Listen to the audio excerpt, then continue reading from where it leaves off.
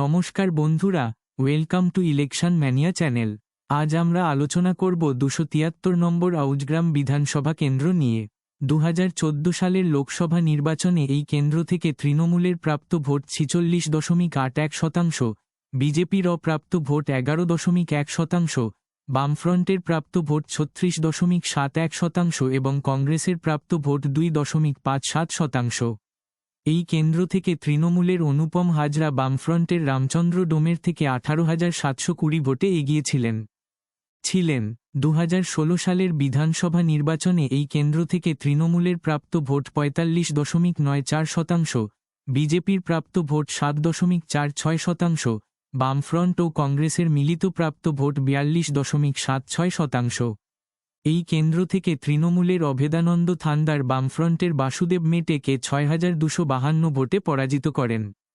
2019 সালের লোকসভা নির্বাচনে এই কেন্দ্র থেকে তৃণমূলের প্রাপ্ত ভোট 46.34%, বিজেপির প্রাপ্ত ভোট 39.13%, বামফ্রন্টের প্রাপ্ত ভোট 8.93% এবং কংগ্রেসের প্রাপ্ত ভোট 2.26%।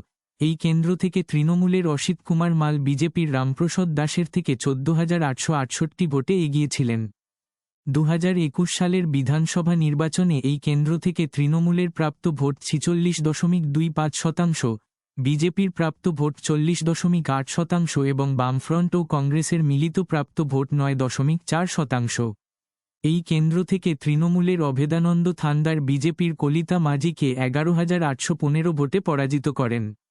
2024 সালের লোকসভা নির্বাচনে এই কেন্দ্র থেকে তৃণমূলের প্রাপ্ত ভোট 51.27%, বিজেপির প্রাপ্ত ভোট 35.71%, বামফ্রন্টের প্রাপ্ত ভোট 9.82% ও কংগ্রেস এই কেন্দ্রে কোনো প্রার্থী দেয়নি।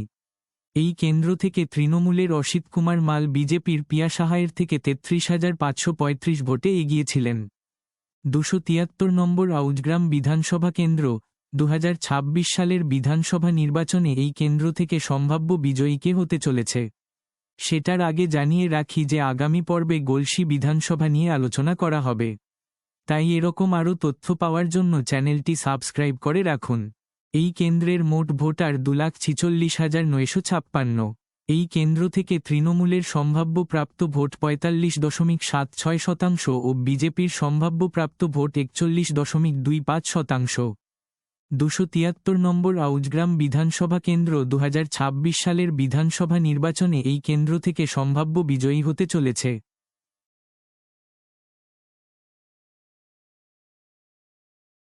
এখন পর্যন্ত আলোচিত 98টি কেন্দ্রের ফলাফল।